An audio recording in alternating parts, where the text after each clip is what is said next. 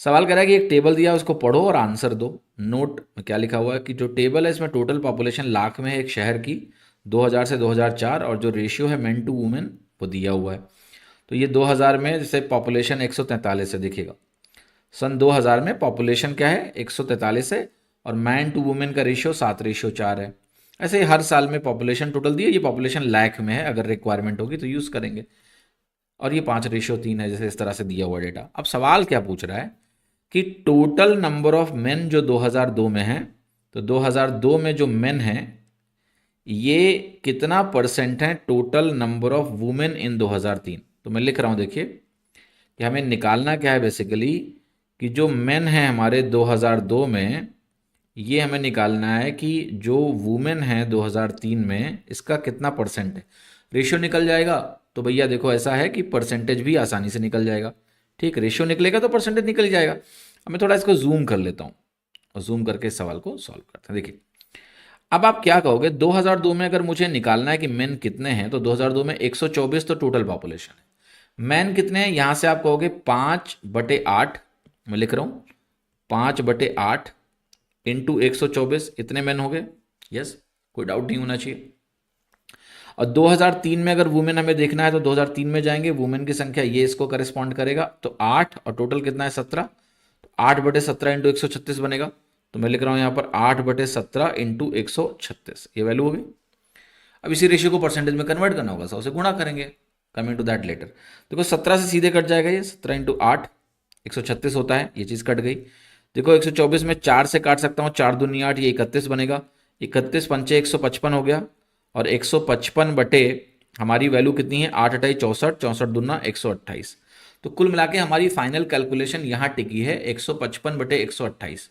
अब मैं वापस आ जाता हूँ, ठीक है। अब इसको थोड़ा सा ऐसे ही लिख देता हूँ, 155/128 में सॉल्व करना है। कैसे करेंगे, बहुत सिंपली करूंगा मैं।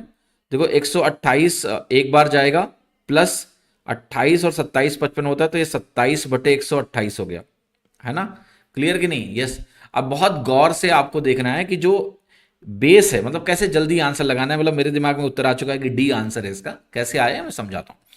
देखो जो 128 बेस है ना, अब आपको क्या करना है, आपके आंसर में अच्छा खासा गैप है, 141 130 110 121, गैप ठीक ठाक है। अब आप जरा गौर से देखिए कि बेस का 10% किसके बराबर है, ठीक है। तो आप ये कहोगे कि भाई बेस का जो 10% है वो 12.8 है। अब आप बताओ 20% किसके बराबर होगा, आप कहोगे 25.6 हो जाएगा। आप बताओ 30% किसके बराबर होगा, आप कहोगे 12×3 = 36, और 8×3 = 24, 38.4 हो गया। नेचुरली जो आपकी वैल्यू है वो 20 से 30% के बीच में हो गई, ये वाली वैल्यू, क्योंकि न्यूमरेटर 27 है। 20% 25.6 होता है, 30% 38.4 होता है, इसके बीच में तो मेरा आंसर 120 से 130 के बीच में होगा। मैं कहूंगा मेरा आंसर डी होगा, ठीक है। ऑल्दो आपको इतना भी नहीं सोचना है एक्चुअल में जब आप थोड़ा सा एक्सपीरियंस आपको हो जाएगा तो ये चीज डायरेक्टली दिखने लगेगी कि अरे 20% के आसपास है, तो डी ऑप्शन होगा, क्योंकि इसका 20% क्या है 25.6 है, और वैल्यू से 1.4 अधिक है, उसी के आसपास होगा। एक और तरीका था कि हम डिनोमिनेटर को मेंटली 130 के बराबर कर लेते, आसान हो जाता सोचना।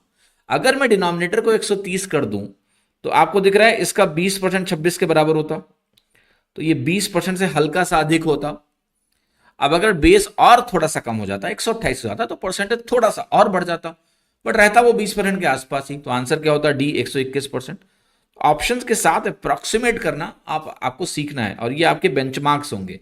आपको एग्जैक्टली इसको डिवाइड नहीं करना है, टाइम वेस्ट नहीं करना है। कुछ लोग बहुत टाइम अननेसेसरी वेस्ट करेंगे, जैसे वो कहेंगे 27 है, इसको 100 से गुणा करेंगे, फिर आप यहाँ 128 लिखोगे, फिर आप इसको 4 से काटोगे तो यहाँ 31 बनेगा, फिर इसको 4 से काटोगे, 4×6 = 24, 4×7 = 28, 4×5 = 20, फिर आप 31 से डिवाइड करने जाओगे, होने को हो जाएगा। बट आपको कुछ ऐसा करना है, अब ये मेंटली तो नहीं कर पाओगे ना, ये सब लिखना पड़ेगा, लिख के यहाँ आना पड़ेगा। फिर आप कहोगे 31 दूना 62 हो गया, 62 के बाद 5×67 हो गया, 55 हो गया, फिर 21 एकम 21 हो गया, 31 एकम 21 हो गया, फिर 24 बचा, फिर दशमलव कुछ कुछ आएगा, राइट। तो मेरा कहने का मतलब है करने को कर लोगे आप, ऐसा नहीं, मना नहीं कर रहा हूँ, एग्जैक्ट कैलकुलेशन करनी तो भी हो जाएगी, बट मेंटल करना है इसको, कि आपने ये वैल्यू देखी और आप मेंटली सोच पा रहे हो कि जब 20% थोड़ा सा अधिक है, 20% थोड़ा सा अधिक है, तो आंसर डी होगा। तो आप तेजी से आप कर पाएंगे, ठीक है। समझ में आई बात कि नहीं, कमेंट में बताना कि मुझे इसका सोल्यूशन आपको समझ में आया कि नहीं, क्या प्रोसेस समझ में आ रहा है कि मेंटली कैसे सोचना है। ये 10%, 20%, 30%, इसको आप मेंटली थोड़ा सा कैलकुलेट करना शुरू